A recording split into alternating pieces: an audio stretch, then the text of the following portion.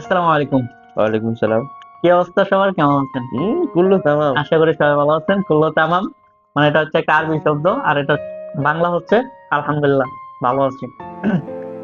যাই হোক, প্রবাসী নিয়ে কিছু কথা বলি। আসলে যদিও আমরা নতুন, কয় মাস হয়েছে ভাই? ১ বছর। আচ্ছা যাই হোক, এবার 1 বছর হয়েছে ভাই। ভাষা টাষা শিখছেন কিছু?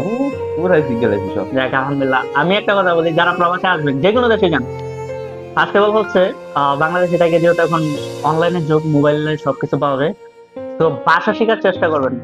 কিছু ভাষা যদি আপনি বাংলাদেশে তাইকে শিখে আসতে পারেন তাহলে এটা আপনার জন্য ভালো। আর আপনি হুটহাট করে একটা দেশে আসবেন, যদি ভাষা না পারেন তাহলে ওই দেশটা আপনার কাছে কিরকম লাগবে আমি বলতে পারবো না। বাট আমরা যেহেতু আসছি, আমরা নতুন আসছিলাম, আমরা কোনো ভাষা টাষা পারতাম না তখন, একদম নতুন ছিলাম যেহেতু। মানে আনাকিদি আমি নতুন এটা বলতে পারতাম না, মুখ দিয়ে আসতো না।